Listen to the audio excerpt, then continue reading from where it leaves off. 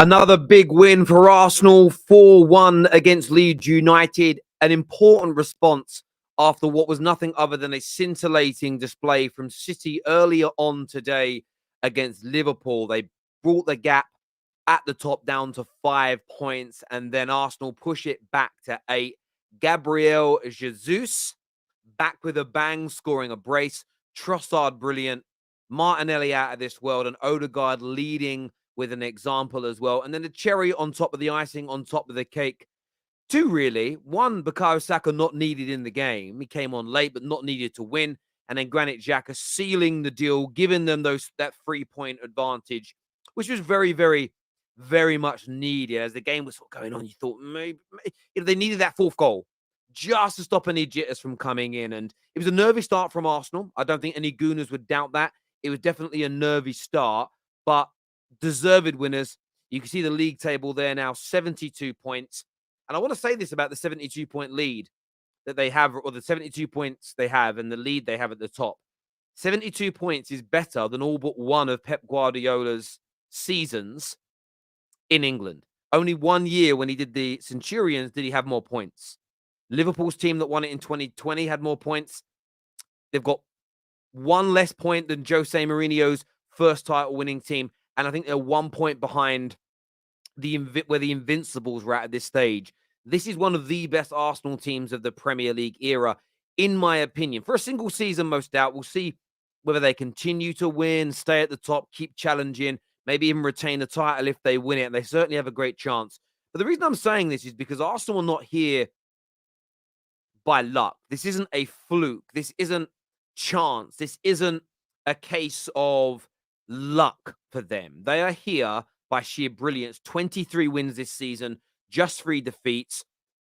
Literally, their goal difference is 2 worse than Manchester City. This is not a team that is punching above its weight. This isn't a team like Leicester that's going to lose its best players and be a one-season wonder. It is nothing other than a brilliant, brilliant team. And as I said yesterday, I don't get very many of my Arsenal predictions wrong this year.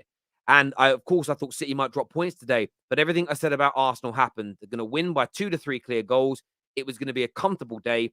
As a nervy start, which I think kind of happened because of Man City's result. There's a few little nerves in the air. You could sense it from the Emirates Stadium as well.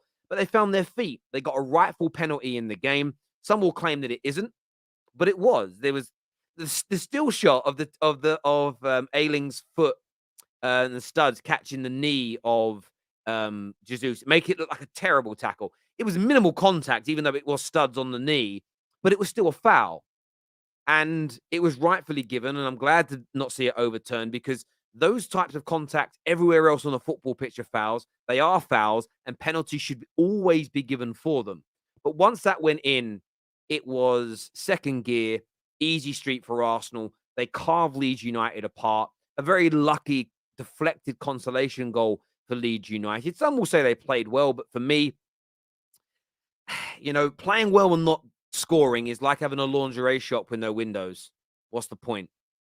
What is the point? No one's going to know it's there. And that's what they had today. It was just not quite at it from Leeds, and Arsenal just too good again. In terms of players, I made some notes here. Martinelli, I thought, was sensational. Absolutely sensational.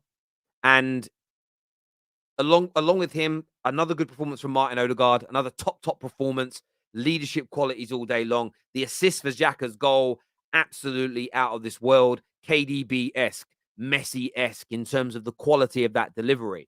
I think a big positive today was not needing Saka to win a game. So it blows away any kind of thoughts of, what if Saka's injured? Can we cope?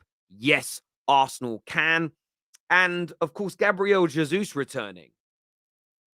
They didn't miss him massively, but they missed him because he makes them a better team than they are without him. Scoring a brace as well, kind of shutting a lot of the doubters up to say that he doesn't score goals and all that jazz. But from him, it was great. And look, Ben White again at right back. Yes, he scored, so that always elevates a performance, but another solid display from him. And I know he's had some fallings out with the England setup, but Reece James in and out of injury, Trent nowhere near the squad.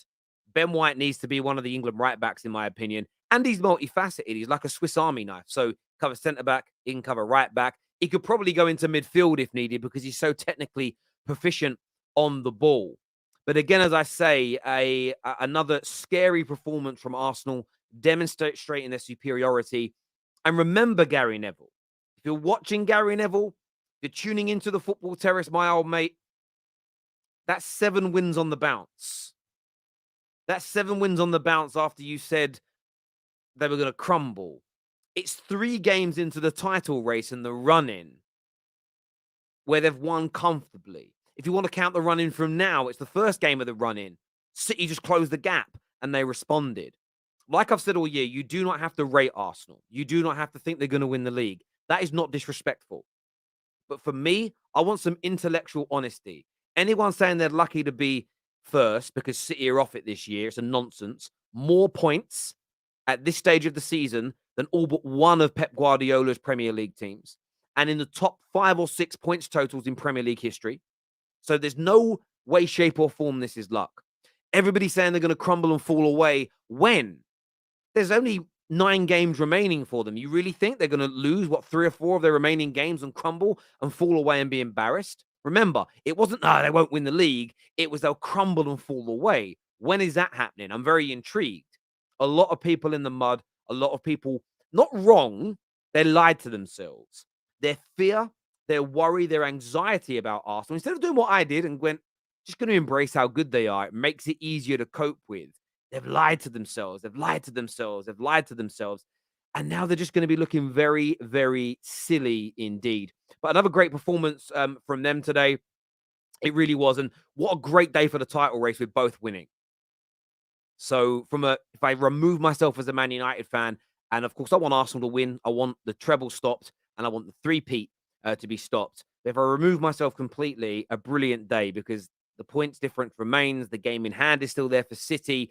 And look, I want it to get to the game at the Etihad between the two and there to be something riding on it. I don't really want it to get there and Arsenal be 12, 13 points clear and it's almost a dead rubber. I not quite, but almost. So yeah, very, very good in relation to that. Crispy here says, Holding deserves an apology from some of us.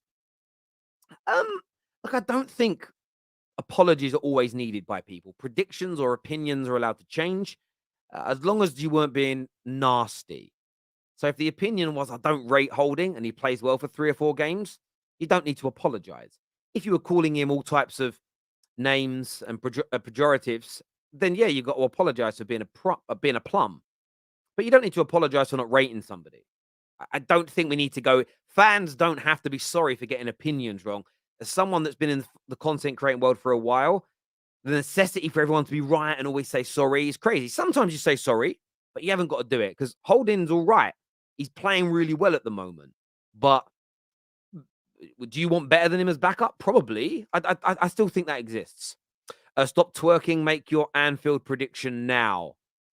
Listen, I think Arsenal will beat them. I really do. Just look at that back line. Arsenal are stronger than Man United mentally at the moment by a long way. There is some mental fragility with travelling to Anfield, but that defensive line of Liverpool's is shocking. It is beyond shocking. It's like my hairline used to be. Do you know what I mean? Like my hairline was smiling with a crooked tooth in the middle. That's their back line. I'm again looking at Holding, quietly very good. He is, and he's a good player. But when you've got Partey and Xhaka in front of you, Ben White to your right, Gabriel to your left, Ramsdale behind you, it's easier. When Holding was having a lot of bad times at Arsenal, think about where your team was at that time. I look at this from a Man United point of view. I didn't watch Arsenal as regularly as I do now when I was younger, when both our teams were good, because I didn't do this for a living.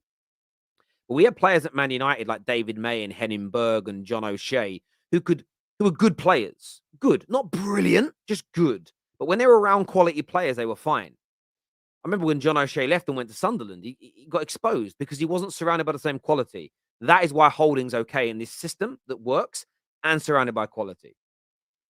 First in a very competitive season. Scary things about them is they've won 7 on the bounce in second gear effortlessly. Liverpool should be very worried. That is United till I die. Liverpool should be scared. I know I've used that tagline a lot this year, but they should be. And I know in their heart of hearts, Liverpool fans are worried about this game. A real question: Who defended better, Liverpool or Leeds? Leeds, pound for pound, they don't have the players. Not one of those Leeds defenders gets into the Liverpool squad. So Leeds did. Arsenal smash Leeds. Oh, didn't I write? I wrote Lee in it, didn't I? There we go. Sorry, I'll update the title now. I didn't mean Lee Gunner. that isn't a dig at man like Lee Gunner. That isn't what I meant at all. The rising tide lifts all boats. That's a great phrase. I absolutely love that. I'm going to steal it and use it now moving forward. I really, really am. I'm gonna use it moving forward. That is good. I like that a lot. I like it a lot. I worry for Trent versus Martinelli.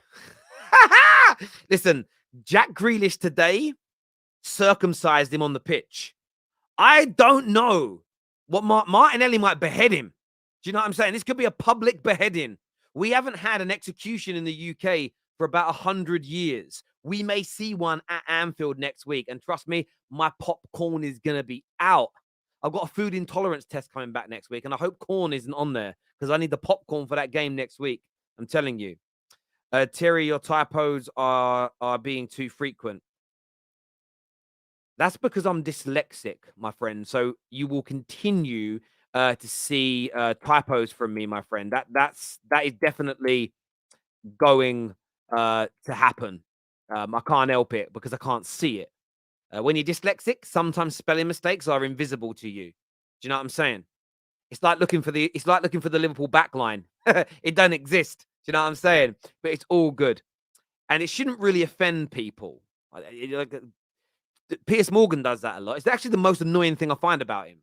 I don't mind the way he goes to people in the media. It's his job to create controversy. When he calls people out on their grammar, I'm like, bruv, is that it? Is that your only argument? Is to say your apostrophe's in the wrong place, mug? I listen, and I am doing very well. I'm very happy with my life as a dyslexic. Not as successful as Albert Einstein or Richard Branson as dyslexics, but I'm all right. Do you know what I'm saying? It's all good. It's all good in the hood.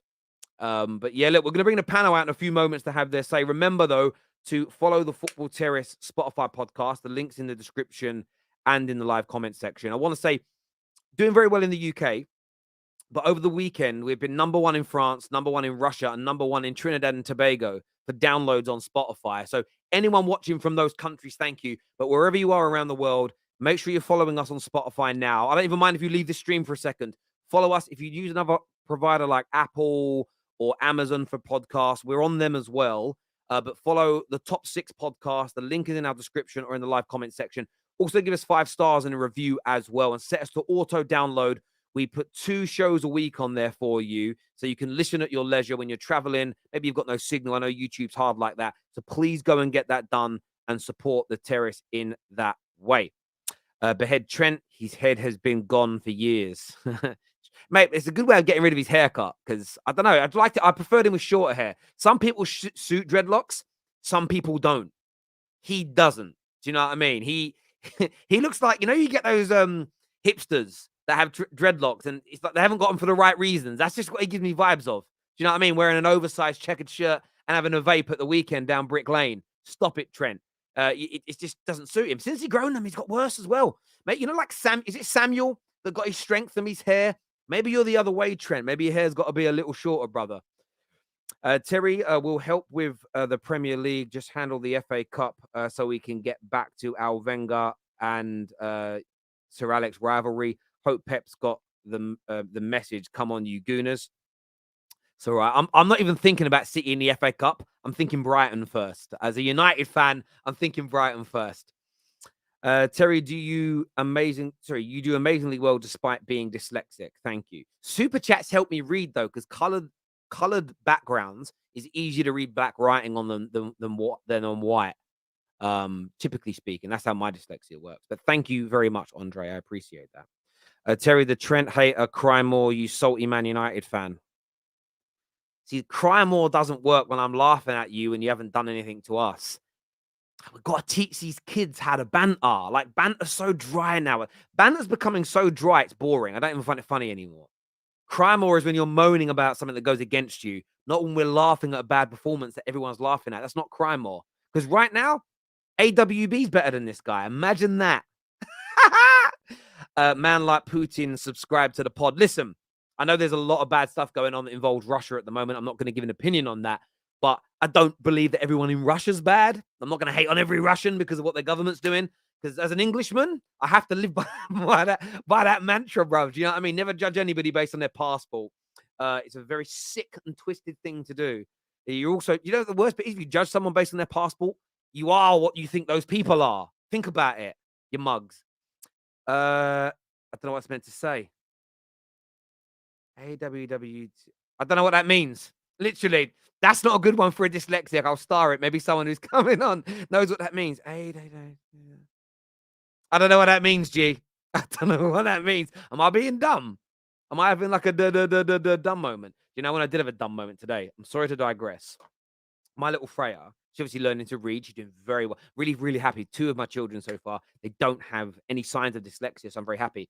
But they learn the ABC like abacus. They learn the sounds more than the letters. And she's asking me to do the sounds. I wasn't taught the sounds. I'm dumb at reading anyway.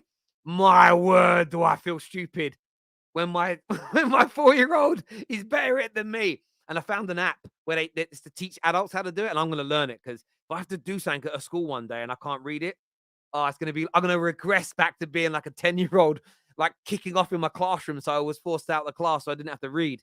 I tell you, oh my word. Honestly, I had a regressive moment. I looked at my 4-year-old daughter and thought she's smarter than me. I'm glad about that. You should always want your kids to be smarter and more educated than you, but there we go.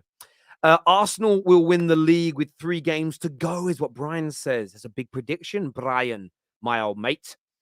There's another comment here that says, trending today is Trent. Of course he is. I loved how Dom Hassan was like, but look at Robertson as well, though.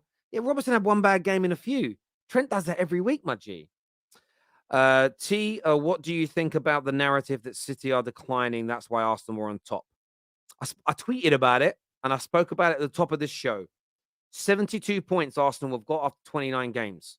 That is better than all but one of Pep Guardiola's seasons so far in the Premier League at this stage. Only the Centurion season, and that they were on 78 points, I believe, at this stage. Liverpool, by the way, I think when they won the league, they were on about 84 points at this stage. So if you think about the last decade, because it's hard to compare decades because squads are all bigger and thicker now than they used to be. So it's easier to accumulate more points to a degree. If you just look at the last decade, where it's more similar, the 3rd best team at this stage we've had in 10 years. That is not luck. And you can be as salty as you want, as biased as you want. You can lie as much as you want. But it's just embarrassing now, and the banter's dead. It's honestly, people were laughing at you. It says Arsenal will win the league with 3 games to go. Is that not what I said out loud? That's what I thought I said. Thanks, Jay. If you guys want to super chat what the previous person said to make sure I get it right, I always appreciate the donations. That's why I love you all.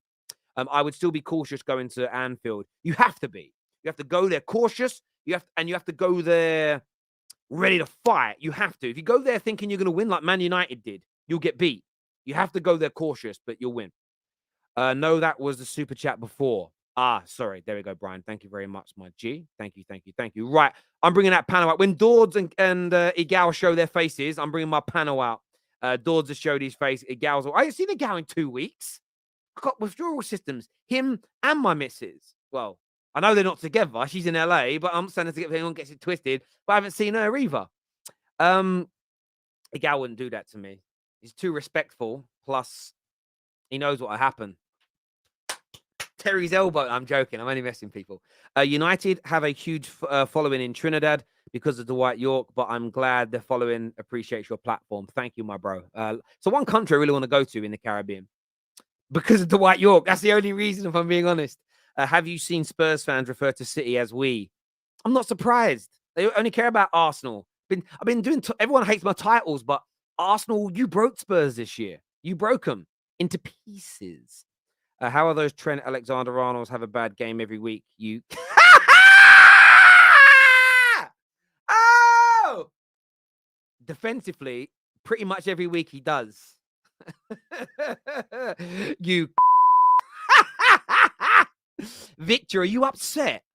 Oh, Victor. Bruv. It's okay. Yeah. Ah, little Victor. Right, time for my panel now, people. Hit the like and the share button. Subscribe. Go and follow us on Spotify, though, and give us a 5-star rating. Let's do it. Let's bring my people out. Let's go. Welcome back to the show, everyone. We've got loads of you here today, so I'm going to do it this way round. Congrats on the win, Jess. Comfortable in the end. Big score line. Great response to City. Talk to me. Oh my gosh.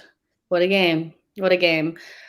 First 30 minutes, we all know, was not great. It just wasn't, but it's kind of to be expected. Saka's not there, and the right side was a little clunky, but we got that penalty off of the first time that I felt like we actually made Leeds defend us in the box, and they couldn't live with it. Penalty, clear penalty in my mind.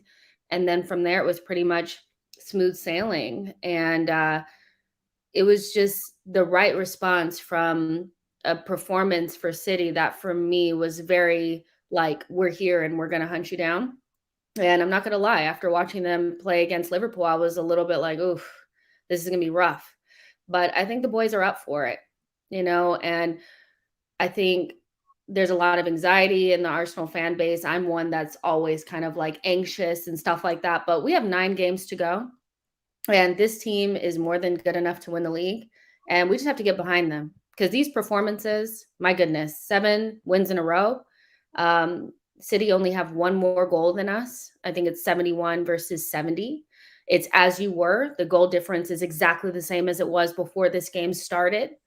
And the football that we're playing, for me, doesn't look inferior to the football that they're playing. So we're going blow for blow. And hopefully it goes all the way to the end. And if not, they drop off a little bit. But I am fully behind this team because today was just another response to a really, really good City team. I know that people have been trying to run this narrative that they're not good. They are. You watch them today, they absolutely dismantled Liverpool today. And we're also really good. And it was nice to see Jesus, come back, brace. I think he really needed that. Like Terry said, we won without Saka having to start the game, which is amazing. And so, yeah, this team is showing every single week that they can do it. And I'm just over the moon. 9 games to go. Let's just get behind the group, whether it's Holding or Saliba or Trossard or whoever. Just get behind the group. It's 9 games to go, you guys. Like, this is wild. This football I'm watching is freaking ridiculous. It absolutely is, and Igal, welcome back, my friend. It's been a couple of weeks since we spoke with the international break. Another brilliant performance, 7 wins on the bounce. Confidence is growing. What kind of message does this send from a pride point of view to the Gary Nevilles of this world, the haters, the doubters? It said by now you'd crumble, you would capitulate in the run-in. After your wobble, you weren't going to recover. Last-minute winners were going to see you fail. You were going to concede too much. You weren't scoring enough. Like, how proud are you of the response and the togetherness of your team? I love it. Absolutely love it. And I'll just say this, Terry, we don't think about other people at this moment in time. I don't think the players do. I don't think any of them do. I don't think they care about the narratives that people are calling it a fluke, calling it a lucky season, saying that this is our only chance to win the league. This team is everything's going their way. We don't care about any of those narratives. The reality is we take it game by game. We got 9 games left, and every single game we put our best out there. With Rob Holding, respect to Rob Holding, respect to Trossard, respect to all these guys who came in and they just make that little difference. We have a squad now. Trust Mikel Arteta, trust the team, and trust the squad to get us through these games. When there's players that are going to be out of the team, you don't need to go crazy. Before, if Bukayo Saka was out of the team, it would have caused uproar and meltdowns. Now he's out of the team. We're kind of comfortable. We go into the game. Yes, at the beginning, Leeds were on us, and we needed to get that goal. The penalty that we got opened up the game for us, helped us ease our way into the rest of the game, and from there, the floodgates were open. The next goal came. The goal came after that, and by that point, I just wanted the clean sheet. I'm gutted for Ramsdale. He didn't get the clean sheet off a heavy deflection. They scored, but then immediately we bounced back and score a goal. Shout out to Granit Xhaka. That's 5 goals in the league. That's the most he's ever scored in his career in the league campaign. Then you have Ben White. I'm just going to say it, best right back in the league right now, based on form, based on performances, based on how he's attacking defensively, everything about him. We got to give him his credit. Everyone give him his credit. Maybe I'm going a little bit overboard, but I don't care. That's what I honestly believe. When it comes to the rest of the team, Jesus is back. I told you guys. Everyone here in this panel told you guys. Where's Arsenal's next level going to come from? Where's Arsenal going to drop off? You thought we are going to drop off with Gabriel Jesus coming back in the team? What? What are people talking about? Like, this guy comes in, bags a brace in his first start after injury in the Premier League, and you guys think this team is going to regress? Maybe Saliba's out and he's a big miss defensively, but we have other pieces to pick up the pieces. Our attack has been the part that has not been as consistent as the rest of the team. And if our attack is this fluid going forward against the smaller teams, Man City, everyone in the league, you guys got a big problem, and it's not a problem for us. Yeah, one thing I'll say, Terry, is that this team, Terry, is not even in its final form. This is just the beginning of this team, because right now, the goal we want to be is right here. And right now, I see us at this level. So we still have some holes in our squad and a team that's not complete, but we're going to get better and better every year. Some of these players, Bukayo Saka, Martinelli, Odegaard, they're 4 years from entering the prime. So it's only going to get better from here. And listen, I saw the game today. City scored for a minority in the fan base. I think it's still when every fan base panicking, this and that. The Ben White news thing, oh my God, Ben White, this and that. Us fans panicking. Okay, the first half an hour was concerning, but once we got that penalty and that goal, it was just plain sailing from there. And Gabriel Jesus has got his confidence back. Injured for 5 months, comes back, gets surgery on his leg, scores 2 goals, which is more than Richarlison all season. So, you know what? It's a good day at the office. It's a very good day for you. There's no doubt about it. It isn't just a win; it's a comfortable win. The goal difference as well to equal the score line, so that City didn't put. Because if they end up, if E-Review ends up with a 5, 6, 7, this could theoretically come down to goal difference in the end. So it was a very good response. I want to tap into some of the things that Igal said for a moment and put it at the rest of the panel. Ben White, do you agree with Igal? Best right back in the league right now? Best right back in the league. By far. There's no question, no discussion. By far the best right back in the league. People want to put Reece James, but mate, you can't be the best if you're in the hospital. That's what I said in the group chat, and I'll say it again. If he was available, then the conversation can be had. But like we say, availability is your best ability. And who's available right now to play? Not Reece James. So that's the reason why I'm going to say Ben White. Also, he's out of position. A lot of people said he couldn't play that position. He couldn't do what, Tomiyasu could do. He's kept Tomiyasu out regardless of being injured. The way he attacks him gets the better out of Saka as well. Saka, when Ben White's there, plays a lot better than when Ben White isn't there. And we've seen that this season as well. And simply, he's the reason why there's some games we've won because of Ben White. Today, look, I'm not going to throw shade on Holding, but Ben White did get this defense out of trouble many, many times, stopping counters, bringing the pace in behind, but then also driving attacks. That's what I think people don't understand. He's one of the, when you don't notice a player, you truly know how great they are. When you notice defenders and when you really see a defender, that's when you know, okay, they're doing something wrong, to notice them. And that's what he is. He's a silent performer. He just does his job. He's a 7, 8 out of 10 every single game. He might have had 1, maybe 2 bad games this season, but the majority of the times I'm sitting there giving him 7, 8s every single game. I think the thing about Ben White early on was obviously there was a lot of damage done against Brentford. Like that first game that he ever played for us, there was a lot of damage done, a lot of overreacting, a lot of narrative that kind of like people have never really given him the credit. Like he was good last season as well. Like people are acting like this player just showed up this season. He didn't. And in All or Nothing, I remember Arteta or one of the coaches was talking to Ben White and saying, you could become world class. You have all the ability to do it. And he 100% does have that ability. I'm not saying he's world class now, but in 2 seasons from now, I expect Ben White to be the best right back in this league. He just has everything. He has the height, the athleticism, the technical ability. He's adding goals to his game. He supports Saka better than anybody. I mean, the best thing for me about Ben White is that Southgate doesn't like him, because the longer that Southgate stays in the job, the less likely he is to play for that guy and get ran into the ground. So for me, Ben White, he's the best right back on form in the league right now. Obviously, it takes time to build that up, but he's amazing. Best 50 million spent. Well, there's a comment that came in here that says you pay £50 million because over the course of the contract, he outplays that value. he's a 60 million right back on the market now. I mean, he might be worth even more because of the versatility. Again, he was a player that Gal remember me saying this. I thought he was a brilliant signing when he came in. And I said he could become a bargain for 50 million.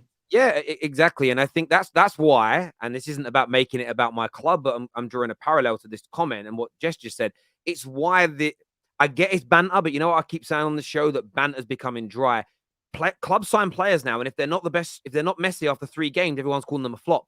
You have to give players time to settle, fit into systems. Sometimes their position gets slightly adjusted, and you've all seen this with this Arteta team. Certain players you've signed are maybe not quite playing exactly where you expected them to be, or their roles a little different. No one predicted. Well, I didn't see many predictions of this. Maybe the Arsenal fans were. When Saka first came through, no one was talking about he was going to become the best right-sided attacker. It was all left-hand side everybody was expecting. So you've got to give players time to settle. And Ben White, listen, I think people say on form a lot. This season, he's been the best right-back in the league. There's no doubt about it.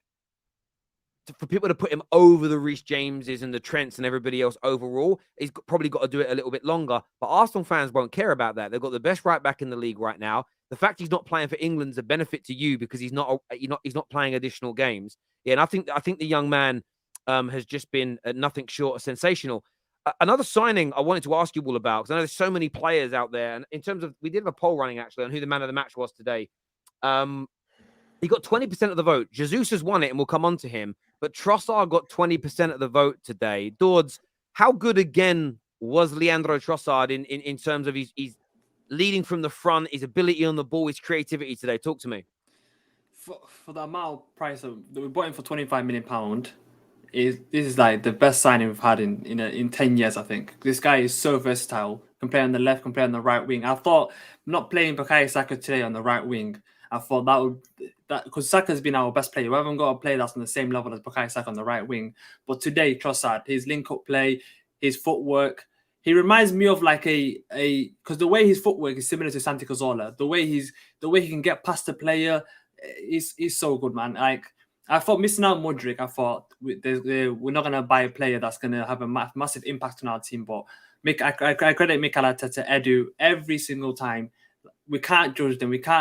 Any signings that they make from now on, we can't say anything bad. And they're just going back to the team, every single player in this team, Mikel Arteta has made them play better. There hasn't been 2 or 3 players that's carrying the whole team. Every single player in this team is playing beyond their expectations. Granit Xhaka today, oh my goodness, like he's got 3 games in a row. Sporting Lisbon, Crystal Palace, and today, and he's stepping up. Every single player is stepping up. And going back to it now, Trossard is, I can't ask more from him. Against Liverpool, I expect him to start against Liverpool because this guy's an impact player. Every single game that he plays, he either scores or makes an assist. So for me, Trossard has to start against Liverpool. What you're putting a face to that, Jess? What do you think to that? For me, Jesus has to start against Liverpool. I mean, but I agree with the sentiment of he's just that good. Trossard is just a very smart signing. Like, there's nothing really, he just fits. I don't think he had a great first half, but I don't think that was his fault. I don't think he's a right-sided player like that. And it's really difficult to come in for Bukayo Saka. But once he moved central, he was doing typical Trossard things. So it's nice to have these problems, though. I mean, how long has it been since we've been like, who can we play up front? Like, who should play, who should not, whatever. But Jesus, for me, starts against Liverpool. But if we have to bring Trossard in, I expect him to make a difference. Like, it's just good to have. We haven't had this time. The real question is, wow. Can you imagine if you'd have signed Mahalo Mudryk instead? Like, I mean, hindsight, as I've said since I started the Football Terrace, hindsight is the most lucrative commodity in the world. If you could bottle it and sell it, you'd be a billionaire. You'd be richer than Elon Musk in about 3 days. You know what I mean? But go on, Nigel, because you were someone that really wanted Mahalo, and you've now got Trossard. He's been brilliant. I agree with your take. Best January signing so far. I know you said that on a previous show, but go on. What are you saying, bro? He's the best January signing in world football. I don't think there's a better January signing in world football. I don't think anyone can really name it, but that's just the reality. You guys can think of somebody, please do.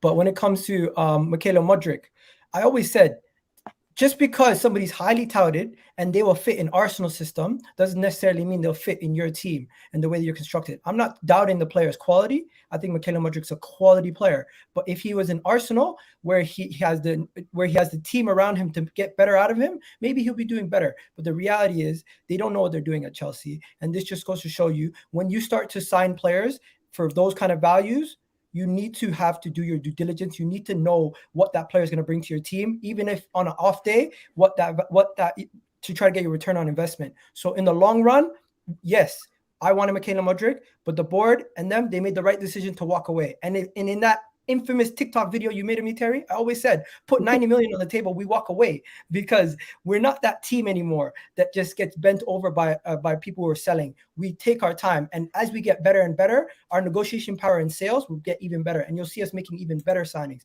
Not the situations where other teams, as they get better, they start throwing money away like nothing. I think we're going to stick to our principles, and that's what's got us here.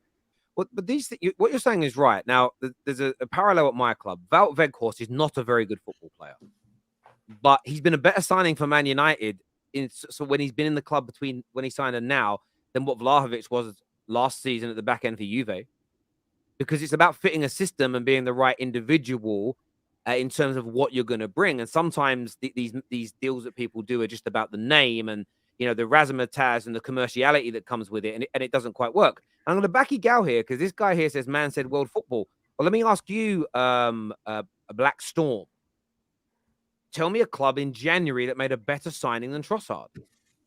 But genuinely, in the world, let's keep it to Europe because I'm not sure anybody covers. I don't know how many of you watch football from outside of it. I think Gal's right. Again, he didn't say ever. He didn't say the best signing ever because Vidic, like he's got to go a long way to be better than a Vidic and an Evra. He's got to go a long way to maybe be better than a Suarez, although Suarez didn't win anything, to be fair. But he said this January. So I think Gal's absolutely spot on when he says that. Terry, are you all right? Vlahovic was top scorer last season.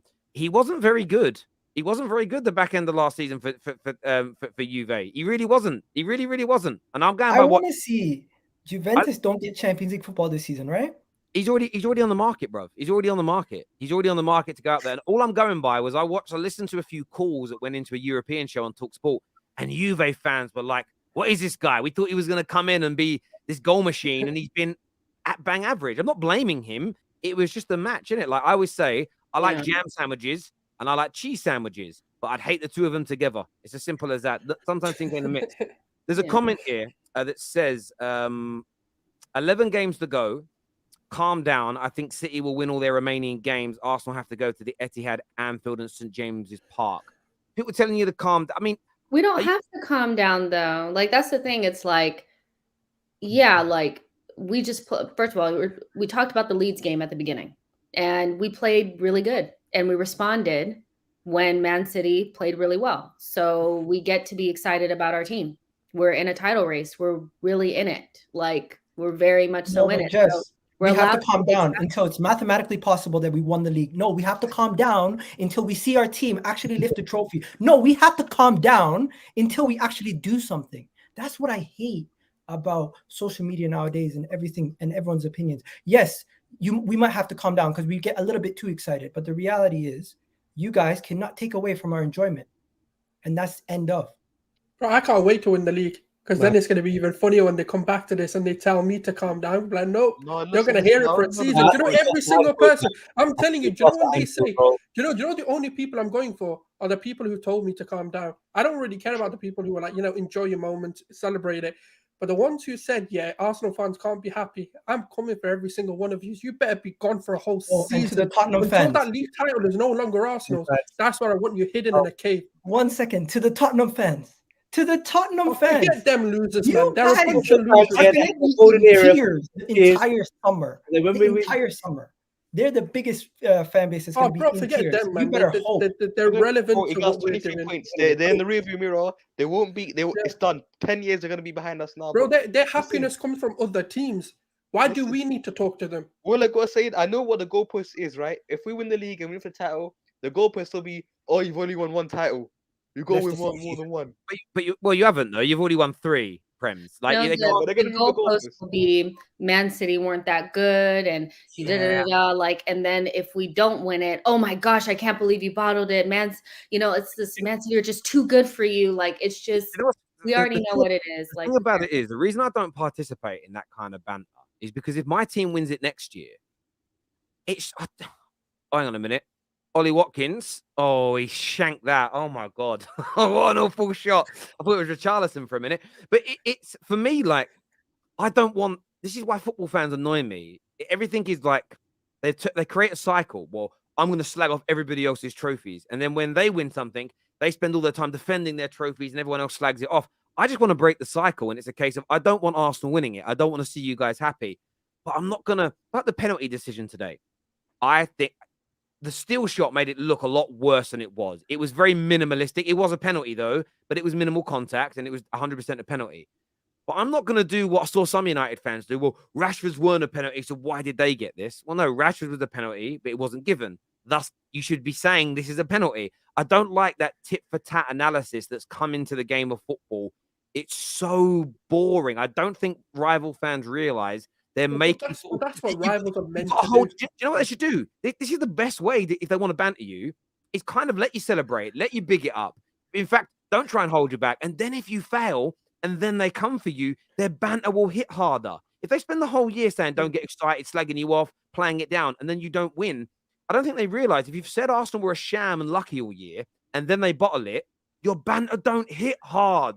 Because you've already told them that all year.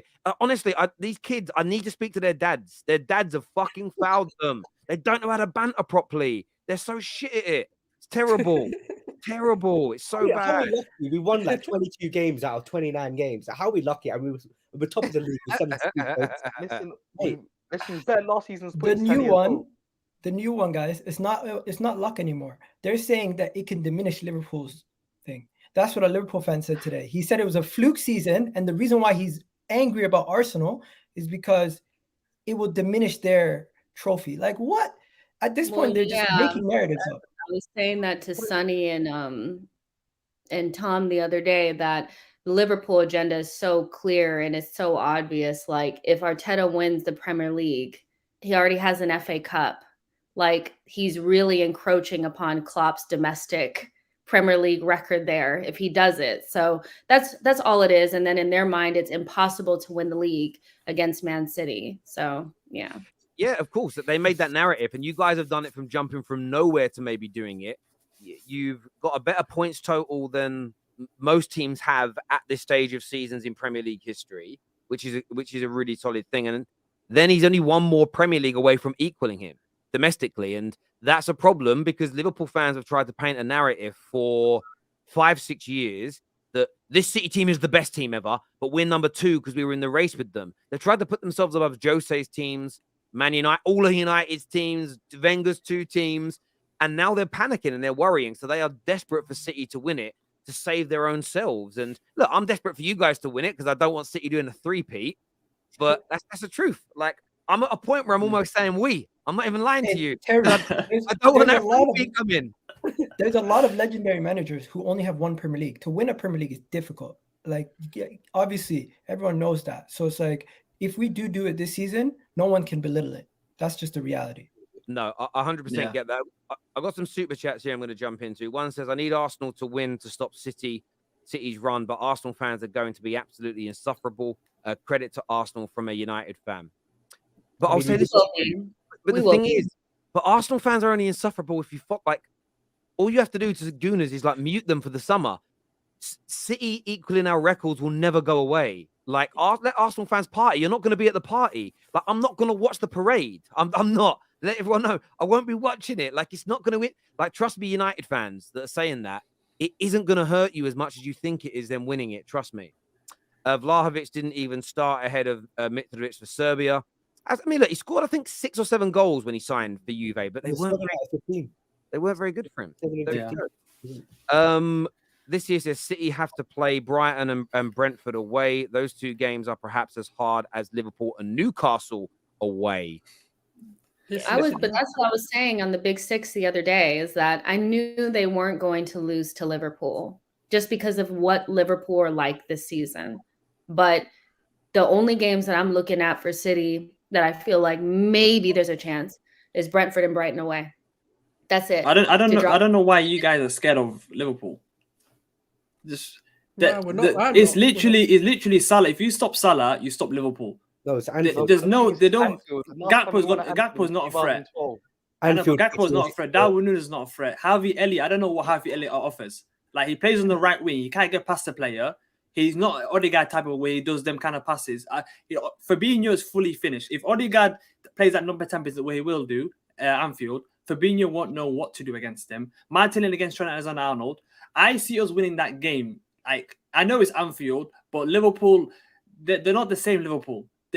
Facing against Brighton and Brentford is a way harder game. Going to Brighton away, we've done those 2 games. Anfield should be an easy game for us. We should go in there. Well, I'm not gonna say it's an can't easy game, but it's a hoodoo for us because we've gone there so many times and we've lost massively over the last 2 years. Since they've won against, since they beat United, they've lost 4 games in a row. Let me land. Liverpool actually have one of the best records outside of against the top 6. Even though they lost to Man City today 4-1, they've picked up 15 points off of the top 6. Only Arsenal and Man City have picked up as much, and we've only gotten 13. So they actually are the best against the top 6. Even though they might not be as good this season against other teams, when you go at them, you actually do them a favor. Don't forget, we're going to go at them. Best away records in the league this season as well. I hope we smash them 5-0, but the reality is, I'm not saying a little this is an easy cautious game. going into that game over every other game. There's 9 games remaining. Yeah. The two games that I'm the most worried about is probably the Liverpool game away and the Man City game at this point. And the Chelsea games and everything else, we'll talk about it when we get there. But at this moment in time, I'm not worried about those games. Yeah. Listen, you don't disrespect Anfield, but go there with confidence. You need to be, don't be careless, but don't be too careful either. They're not very good. However, Man United went into that game 95% of our fan base, and I think the players all believe they were going to go there, exploit that back line, and it went wrong. And you guys have a similar mentality issue at that ground as we do. Go there with the right attitude and win, and you guys are cemented for the rest of the season. I think what a win away against them will do is just, it's almost going to give you like a superpower. Like, yeah, we've done it. We broke a barrier that's been holding us back for many, many years. Liverpool also play today, same as you. They go away to Chelsea on Tuesday, so that you get a whole week to prepare for that game. I think Chelsea might beat them as well. They're going to come into it vulnerable. It's going to be an amazing game next weekend. I said the popcorn will be out. City fan here. I says Arsenal draw 1 game. We are winning this league. We'll slap you at home 3-1 and win out. Is what he says. This is what I have to say to Man City fans. You have to catch us. Stop worrying about what we do. Catch us. You have to catch us. You have to continue at your consistent level. It's so difficult to go that many games unbeaten. We're currently 7 games in a row. How many games do you think Man City are going to do before they drop points? You're going to drop points. You're not invincible. This season, you're not invincible. Yeah. And this is not even an insult. You guys, we're currently on a ridiculous point tally, one of the best in our club's history, the best in our club's history, and as close as possible to the Centurions and everything else. To keep up to us, you're going to have to be spotless. And I just don't think you're going to be able to do that, especially with the Champions League games coming up. I think that's very, very fair. I don't think either of you are winning your remaining games, all of them. You're both going to drop points, I think. Go ahead. No, go on, Jay. No, the only thing I was going to say is I still think we need a big result at one of these big away grounds up north. Next week. At least one. Either Man City or at the at Anfield. Really. And so I don't care which one it comes from. But looking at Liverpool today, if we get done by the hoodoo there, I'd be really disappointed because they're not that great at the moment. But it's I have to believe it to, or see it to believe it because we've been so bad there for so long. But yeah, I get why our Man City fans are really confident because they're watching their team play great football and they're 7 games unbeaten as well. But yeah, we're going to get one big performance somewhere. And I wouldn't be surprised if it was at the Etihad. This team is going to pull out something. Yeah. I think I seen you guys talking about it on the Big Six the other day. You're looking for that one like standout performance that's like, I think we've already had those. Yeah, why can't we do it? I think we've already had those just in the stance that we went to not in the run-in yet, went to Chelsea and we showed them who's boss Yeah, in but we London. always We do went that. to Tottenham. We showed them who's It's boss. not in the run-in though. I think there's a difference. Like last season in the run-in, albeit for the top 4, those games were Spurs away and Newcastle away, and those games hit different just because the fire is as hot as it could possibly be. I'm not saying we haven't won big games this season. We have, but this season, yeah, like I do think that we're gonna have to get something big away from home up north. So whatever one it is. Great, and no We're better, gonna get a draw, hopefully. no better time to do it. This super chat here says, "I can't let that one go, Terry. Cheese and jam belong like Saliba and Gabriel. Do any of you put cheddar cheese and strawberry jam in sandwiches together?" Ugh. Yeah. I wouldn't want to. Grim. Yeah, me. I thought my analogy was quite apt in terms of people wouldn't do that. Terry, just watch out for the Aston Villa goal coming up. Chelsea are absolutely washed. Oh, don't ruin it, Bob. I just see him hit the washed. crossbar. I just see him hit the crossbar a second ago. What? Yeah, Don't yeah, tell us On what's Unai, happening. man, doing his thing. Dude, On I don't Unai. ruin it my anyway. days. Ruin it. I'm going to tell you the end of The Sopranos next. Come on now, like ruin it for us. Oh, Yeah, sorry. it's all right, but we had the gold on the final day of the season. We had the gold digger girls in the studio, and before every goal went in, oh my god, no, Ollie Watkins, shoo. Oh wow, was it Cucurella with the header? Yeah. Oh my giddy gosh. I know you guys don't probably care as much, but Bayern are up 2-0 against Dortmund as well. The Like first goal was a Tuchel. joke. Tuchel. Tuchel tax. Tuchel? Listen, Is it Tuchel or Tuchel? it's Tuchel. It's I don't Tuchel? know. I just say whatever I say. Just to call him Thomas. They get it right, they won't me. But this I think it's Tuchel, right? It's Tuchel, no? Mate, Sure. do you know what it is? Like pronouncing footballers' names. Honestly, sometimes I can listen to 3 different commentators and they all say it slightly differently. You just reminded me, Terry, that Napoli guy. How is it that people are saying that Napoli guy is already like up there with the best in the world one season, but Bukayo Saka's first season, or people in the Premier League, they say one season is not enough. Where Because when he you do plays it for abroad, Arsenal, in yeah. Italy or anywhere So, else, fancy names, they're Arsenal. like, oh, you're the best thing since sliced There's bread. Get Arsenal. out of here. There's Arsenal tax on that, and then what you also get is like there's something about, doesn't matter if they're foreign or English, but players that do it in foreign leagues, it's still this weird kind of like it must be better. It's almost like an old, like mentality from back in the day. Like Yeah. the top Spanish players and the top Italian players 30 years ago were typically better than a lot of what we had in England, technically as well. So you just see them as better. It isn't the same anymore. But he's again, I don't know how to pronounce his name properly. I just call it. Yeah, but his nickname is a great one. It's Carvadonna. Easy to pronounce. Carvadonna, they call him, and it's easy, like Maradona. He is very, very good. He looks great. He looks very, very good indeed. It looks good, but one season where he's replicating the same numbers as Saka, and people are putting out unintelligent takes saying his body balance is better than Saka, he's this better than Saka, he's this better than. It's like I feel like Saka's just I just feel like Saka's the comparison nowadays. Imagine it as a meet you. Yeah, but this is just what everyone does. But to be fair, like Arsenal do need to like. It's not fair the way that our players are analyzed ever, but it's going to take time to build up that credibility. I just feel like Arsenal has been in the mud for so long that people don't think anything that we do is good. It's always a fluke. The players aren't that good. They need to be good for 5 years instead of 2 like everybody else. Like, yeah, it just...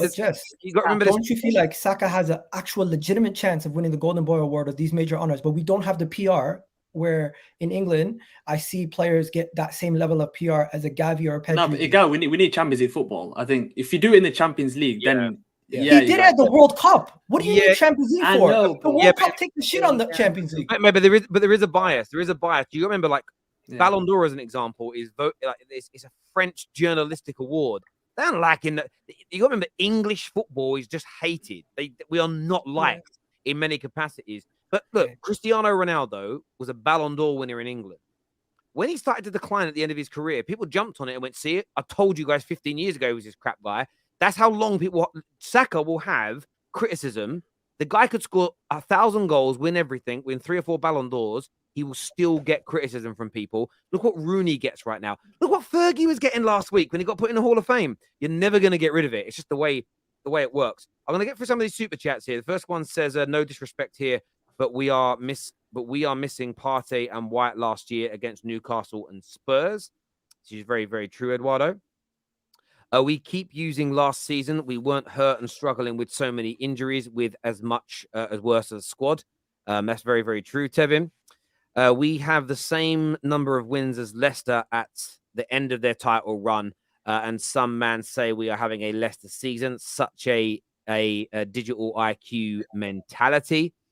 That's yeah, a another really one. good stat. I'm gonna start using that one because the Leicester I thing didn't know was about that. That's the thing. Doesn't head on exist.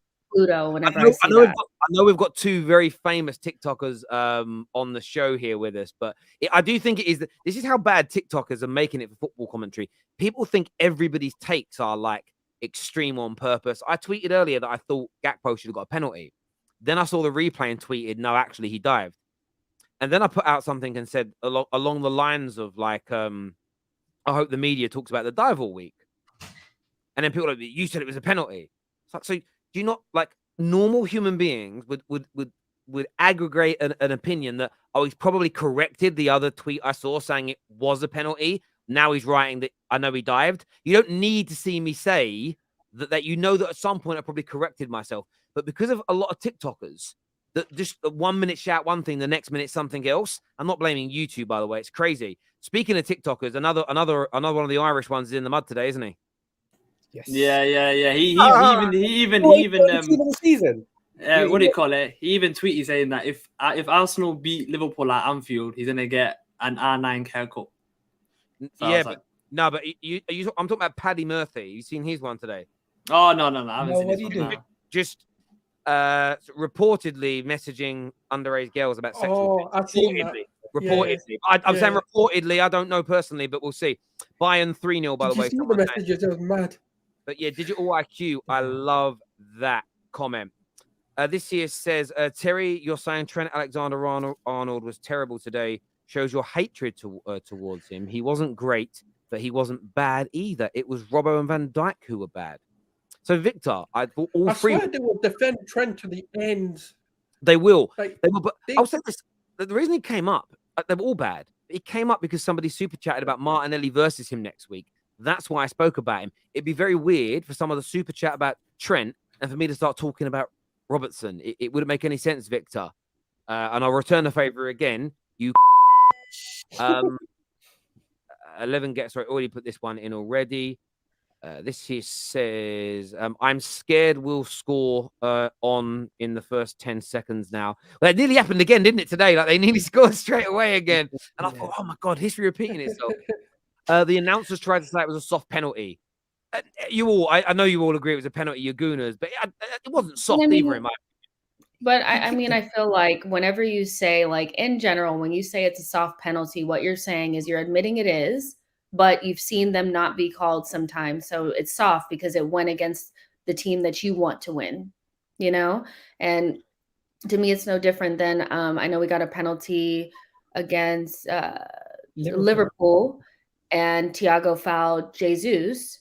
And there wasn't that much contact, but there was contact and people were saying it was soft, but it was still a foul. Whether you clean somebody out and break their leg or trip them, it's a foul in the box. So saying it's soft is admitting that it is a penalty. You just didn't like that it went against the team that you wanted to win the game. That's all it is. I'm not going to bring it up again, but Lee Mason literally got sacked for making a mistake, but people still want to complain about things that go against Arsenal. Yeah, it's just, again, I just don't prescribe to that kind of banter. It's a little, like, when people say soft penalty, it's like when individuals say, like, oh yeah, my girlfriend's a little bit pregnant. No, you either is or it isn't. You're trying to play it down like she's only just got pregnant, so it's okay that I go out and get drunk and spend all that money because she's only a little bit pregnant, or I only cheated a little bit. Do you know what I mean? I just didn't finish, but I did everything else. No, it's either a penalty or it's not. And yeah, some of the bias analysis you see going on now, or I'm going to use that previous super chat. I'm coining this now. The digital IQ is so low. Jesus missed 4 months and scored before Richarlison. Very good super chat there. St. James's Park, Anfield, Etihad, clowns is what ugly hood rat has got to say to you all. What does that mean? What does that mean? I know we have to go there. What does that mean? It means you're not going to win there. I think it's our confidence. It's like we're saying we're going to go there. You could have articulated that better, my friend. Yeah, Bring again, money to digital Super Chat. IQ and it, digital IQ. That's all it is. Yeah. I like it. I like it. Selective digital IQ as well. Do you know what I mean? Sometimes, you know what I mean? It is kind of crazy to see. But yeah, a really good performance overall today. There was some meltdowns before the game, though, when Saka was on the bench. I saw you tweet about it, Jay. Like, what was all that about? Because I completely missed that because I was watching the other game. Look, I'm not about to sit here and act like I haven't been like culpable for doing this in the past. I did it when we were playing Man City and Thomas Partey was injured before the game. So I put that out there. But I do feel like there's a feeling amongst Arsenal fans that we need a reason why we didn't win the league, and it's going to be injury based. Thomas Partey had a strapping across his leg, like when he was with, Ghana, and people were, the season is over. Oh my gosh, he's injured. He played today. Tierney, injury against whoever they played, and he played today. Saka wasn't in the starting lineup. People, oh my gosh, he's injured. Southgate played him into the ground. He was unwell. I think we're overly anxious about the injuries and we're looking for a reason why. Realistically, we should be able to float some injuries and win despite, not having certain players in the team. And I have this weird feeling that people are trying to find a reason why it's okay for us not to win this league. Not okay, but this was it. We got injuries. That was it last season. This season, we have more than a good enough team. We should be able to float some of these injuries. And let's wait for confirmed news about injuries before we start having heart attacks about it. People were saying, oh my gosh, Southgate ran him into the ground. He didn't. He was sick. Just relax. For 1 minute. Even the Saliba thing is driving me insane. Arteta's saying that there's a chance that he can play, but people were saying his season was over and saying the season was over and writing off the rest of the team. There's still other players in this team that deserve our respect and 100% they can do it regardless. It's getting ridiculous. Anytime somebody limps or holds a finger or holds their back or coughs, it's over. Just relax. I thought the argument was if he was injured. Jess, I thought people were arguing if Saka's actually injured or if he's carrying a knock, and they're like, is he being rested or is he being benched? Which one is it? Is he being rested or is he being benched because he's injured? Which one is it? And it's everyone needed to calm down because I think Arteta even said Saka before he came back showed signs that he needed to get some time to rest because he was playing so much that he might have picked up a knock. So based on that, people are like, oh my God, if Saka goes down, our season might be over. And I was like, I agree with you there where people going a little overboard. But it's more stop saying we're going to play Partey right back. We're going to do this. We're going to do that. Mikel Arteta, just trust the guy.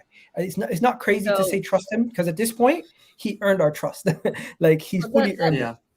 But that's the thing, Zizzy, I get what you're saying, but I literally, right before I started talking, literally said that I did that. And that's why I'm if I'm telling you to calm down, you need to calm down, literally, because I'm the most anxious and the most worried, Arsenal fan out there. But unconfirmed news is what I don't like. If the player is injured, I can kind of understand, and we've gotten confirmation, but we got no confirmation from Arteta that anything was going on with Saka. Then it comes out that he was unwell, and all these people that were making, after that he played against Italy, there was one big Arsenal account that was saying that he knew that Saka was carrying a knock because of something he heard in a WhatsApp group. And then Saka was out of the lineup, and then he was like, see, I told you. But then later on, it was confirmed that he was unwell. If I'm telling you that you need to calm down, you need to calm down. There's no reason to freak out about things that are unconfirmed. We have 9 games to go. If we have to field all the squad players, we need to get behind them squad players because it's too late now. And I can just confirm, if Jess is saying calm down, listen, because I've never seen someone panic. I've seen Arsenal 5-0 up with 2 minutes to go, and the team crossed the halfway line with the ball, and she starts screaming, thinking they're going to concede. Legitimately screaming, neighbors knocking on the door, what's going on? So if Jess ain't panicking, none of you should panic. It's crazy. You've never seen us 5-0 up because we've only been 5-0 up one time, and I wasn't at the house. I was at the game. So there you go. Don't ruin the joke. Oh, you don't want to concede goals, though. Mudryk, how did he miss? Oh, Mudryk, how did he miss? Oh. No, but goal difference right now, We need to focus on that because that's the next thing. We're looking at the points totals. We're looking at the points totals, but goal difference is getting close. And it's like if Man City continue to go and score 4 or 5 past everybody, it's going to be difficult. But today was crucial. I was just talking about injuries. I love Thomas Partey. Thomas Partey is one of my favorite players. But if we're going to go into the next season worrying about can this guy play 2 games a week or is he going to be fit next week, he's causing me too much heartache because it goes to Ghana. I watched the highlights when they played for the first game he played. The pitch was terrible. I don't know what's happening because he can't play in that kind of pitch. And then he's got his own personal physio for Arsenal physio, bringing him to taking him to Ghana with him. This guy, he needs to be strapped up every game. Just to, I'm sorry, but Partey, if he doesn't fix up with his injuries, how is he going to play Champions League and Premier League next season? It's going to be the same as Kieran Tierney. He's going to have to hold the bench, and we're going to have to bring a first teamer in. Well, I'm going to keep it real with y'all. I don't you guys know. I think Thomas Partey is an amazing player. What he does, on the pitch, he's great. But he needs to be his importance needs to be minimized from here on out. It just has to be. He's not fit enough. I don't want to get into the other things as well, but he's too important, but he's not reliable enough. And so do you not think the club already doing that with Saka and Rice? Huh? Yes. I think the club is looking at that with the links to Saicedo and Rice both coming in potentially. Yeah, because those players are not going to come in and hold bench for us. Those players, are they better than Partey? But that's the problem. You know, when people say Zinchenko and Tierney, for example, when people say Saka, Trossard, it's not about being better. It's about coming in and still being able to do the job. It's like Jorginho's come in for a few games. He's not better than Partey, but he's come in and we've not looked worried or we've not looked scared. Oh, Jorginho's playing. That's all it's got to be. It's not going to be for example, Barcelona, Messi. It's not replacing Messi. It's bringing in someone. I know, but with Partey, your physio for somebody this is he's just is good enough. And if you break your transfer record, let's be real. If we bring in Declan Rice, we will be breaking our transfer record. That guy is not holding bench for us. So he's going to start. But he's not better than Partey. But he is better. I don't care if he's better than Partey or not. Many players are not going to be better than Partey. But if you're 5% not as good as Partey, but we don't have to have a heart attack every single time you hold the back of your leg, it's worth it to me. Listen, this was the plan all along. I genuinely believe this summer to go and buy midfielders to ease out Kieran Tierney last summer, and this summer it's going to be to ease out Partey. And I genuinely believe Mikel Arteta is already working on the succession plan to build a younger squad with Xhaka getting a little bit older, Partey getting a little bit older. You might be seeing these guys shifted out and maybe move to the bench for the foreseeable future. And I don't think Partey is even going to get another long-term contract with Arsenal. He might start getting 2 years like Xhaka is. I agree. But I also, on your point, there's 2 reasons he's better. First reason, if you're available 2 times a week all season, Declan Rice is never injured. If you're available twice a week and you're never injured, your availability makes you better than someone that's probably going to break down playing that much football because you're actually available. Secondly, I truly believe this. I want to make United, you'll see me jump for joy if we get him over you. Put Declan Rice in a team surrounded by top-class quality with a top-level manager, and he'll be better than you will be sitting on a stream or on a TikTok in 2 years' time, and you'll be saying he was better than Partey. The guy is an absolute don. And if your manager that you love and trust wants to break your club transfer record on him, he thinks long-term he's better. He does. That's why he's willing to spend. But you can see it though already when he plays for West Ham. All right, he's decent. But when he plays for England, you can start to see a little bit more quality. The way he can drive the ball forward, you start to see his overall game improve a lot more. And I think that's what's going to happen at Arsenal when he's got the likes of Saliba and Gabriel behind him. Being an enforcer. Don't forget he was a centre back growing up, so his defensive sort of discipline is going to be up there, and that's what we need. It's not about better. It's about improving the team in different ways, and that's all it is. Okay, but do you think the style of football that we play is completely different to what he plays for England and plays for West Ham? Not necessarily. But not necessarily. I feel like when you play for 2 of the most regressive and pragmatic managers and David Moyes and Southgate, it's hard to know what the level of that player is. but he shines for both. And I get that, like, we want that same, like, slick kind of way that Thomas Partey plays, but really we just need somebody that can control the tempo, win the ball back, cover the fullbacks, and do their job to the, like, that's what we need. So, like, I don't, like, and you're not going to find another Thomas Partey, you're not, but Arteta's so good at making the players what he wants them to be, just like Ben White. I think he's going to do the same thing. Sorry. Do you know what I'm hearing from you there, though, Dodds, is this, and I've seen this 2 summers running with Arsenal fans. The ones who praise Arteta the most are always the most skeptical and frustrated over his signings, but yet all these major signings have been brilliant for you. There's no major signing that's come in that hasn't worked. The Lokongas of this world and Tavares and that's some of the early ones that weren't long-term visions. But they were minor signings. Yeah, exactly. All the big signings have worked. And if you love your manager as much as you say you do, Dodds, for me, I'll be putting 100% faith in what he wants here. You know, if my manager, I want Harry Kane at United. By the way, I think Osimhen's really good. I think Harry Kane's a better footballer than him, though. But if my manager says I want Victor Osimhen, I'm just going to put that faith in him because I trust him when it comes to those signings. And I know a lot of people don't like it, and I know a lot of Gooners have spent years because he was a West Ham player and then linked heavily to Chelsea. Playing, and this is what happens: you play down how good Declan Rice is because he's probably going to go to a rival. Then suddenly, that's why what I never do as a content creator is slag off players that I really think are good that aren't linked to Man United, because you never know when they might end up at your door. No, and can I say the one majority last of thing people who about didn't like Declan Rice? Sorry, the majority of people who were making fun of Declan Rice were big Calvin Phillips stands, and look at him at Man City. It's like yeah. No, I agree.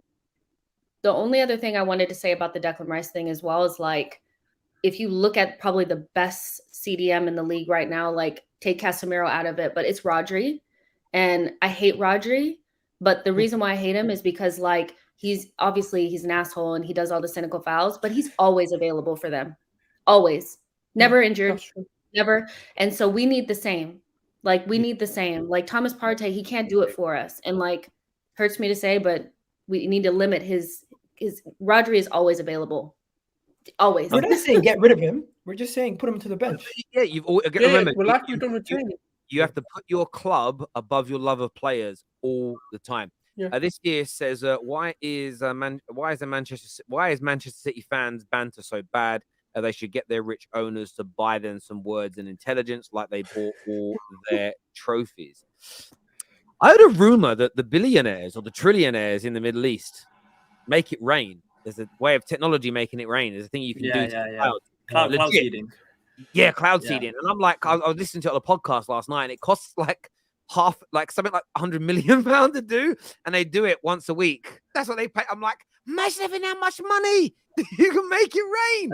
I love that. That part of the world. That part of the world is mad for that. Them guys, we were out there. And we were talking to people like, they spent like £1 billion building a hotel, which they're going to knock down afterwards because there'll be no use for it. I was like, oh my God, it's crazy. But there we go. This here says sprinkling metal shards into the sky. Is that what it is? I don't know. I don't know how you do it. There we go. What if Partey is fit? He starts. Yeah. Partey fits. Yeah. I mean, it is. But listen, it's never bad news adding more quality to your squad. The whole pathway is ridiculous. Why don't people do this with Man City? They bought Rodri in when they still had Fabinho the season. Fernandinho the year before, win them the league. So it's like we're not used to good things. We're bad. We haven't been. Like, oh, go ahead. No, rivals do it because they want to play down what looks good. Jess is right. No, Terry, if you're buying it for 90 million, yeah. But what you guys aren't used to is your club being good. What you're used to is your team being average, and your star player being your crowning jewel of your club. So Ozil being that's all you had for years was to promote Ozil as the best player in the league. That's all you had, and you're still in that mindset of it's about the start. We've pushed all year for Partey to be the best CDM, and if next year he gets replaced by Declan Rice, we're going to lose that player debate. Who gives a fuck if you're winning the league, bro? Yeah. That's the mentality you're in. I want what Arteta wants. That's it. When Arteta wants saying it's money. That's what I want. No, but if West Ham are saying they want 95 million, I don't Who think Arsenal cares? gonna. One second, I don't one think second. Arsenal gonna. Who I cares? don't If think I Arsenal was gonna pay City, It's not 95 your million. money, bro. It's not How your is money. it different though? It's different. When Okay, you so don't need to Manchester City sign, Manchester City bought Rodri for like 60 million years ago when 60 million was basically like pre Enzo, pre these players going for like 100 million. We're doing the same thing. Like we need to get used to Arsenal acting like a big club. We are not going to be just out here buying the Sambis and the Nunos. Like that's not happening anymore. I was gonna say this So also, Jess. we need to spend the money, 100%. spend One the second. I was coin. gonna say this also to add off what you said, and just before what Dawood said, bro. We don't need 5 players no more. We don't need 6 players every window. We need like 2 or 3 to add on to the squad to just Break strengthen the bank team. for Frankie De Jong instead of Declan No, Rice. no, but Yeah, why but do we need? Why it's we what- don't need to go buy the player that you want in that said position? We need to go and stick with what Arteta wants in that said position. If he wants a player who's versatile that can fill 2 Yeah. positions and can make this team better, I'd rather get that than the big name in a Frankie De Jong who might end up being surplus his requirements in a year or 2. you know what's No, crazy no, about no. it? When you look at this, Man United fans, even when he was playing for us, Christian Eriksen, he wasn't he's not the idealistic player in the mind. He doesn't have. He got the skill and the ball quality, but he don't got the PMP to go with it. They hated on him because that's what a lot of people on the digital IQ is low, and what they turn around and do is because you ain't got the PMP, you ain't a baller, bruv. Eriksen gets out injured, and look at the lack of control we've had in midfield since. Like sometimes it isn't always what you want from a fashionable kind of perspective. And when it comes to the price of players, I don't know if you guys have read about the new DAZN deal and the digital companies that are going to bid for the next round of TV rights in a year's time to start in 2 years. If they win, it's likely that the money that clubs get per year is going to go from 150 to 200 to around 250 to 300 million a year. All that means is that you're going to see player salaries start going up from 300 to 400 to 500, and players that are now costing 80 in 3 or 4 years' time are going to start costing 120, 130. The prices are just going to keep getting higher and higher, but you've got to research why that is. It's because inflation in football is in the last 2 decades has gone up by about 490%. It's ridiculous. So didn't this guy just say that he would never question Edu again, then complaining about Rice? No, I'm only complaining about the price. No, I'm not complaining about buying Rice. TikToker. No, I'm not complaining about I Rice. know why you're complaining about the price. I know why. Again, some Gooners are still addicted to this. Yeah, but net spend. We're the lowest net spend. So when you come 5th, but your net spend's the best, you can like claim it as a mythological 4th. It's small mind mentality, bro. Do you know what I'm saying? End of the day, don't matter. Okay, but looking at it, look at Man City. Man City, they've bought Grealish for 100 million, but how many other players have they signed for 70, 80, 90 million? So I'll tell you what City did Okay. financially is City were in a very unique situation where they paid cash for their players. So most clubs pay in installments, therefore you generally pay higher amounts. If you offer cash, you get it a little bit lower. However, even that started to move now. They're moving into that upper echelon. The Haaland deal is an anomaly because of a buyout clause. If there was no buyout clause, that would have been a 150, 200 million pound signing. They bid 100 million pounds for Harry Kane. So they've moved into that next realm. Also, the difference is their main core was bought when 50 to 60 million was seen as ridiculously high. Exactly. Now, when they start to rebuild this squad, when they start to replace the KDBs and the Rodris in a few years, and they buy another world-class centre-back, then you'll start seeing 80, 90, 100 million because inflation's gone up in that time. That's all it is, bro.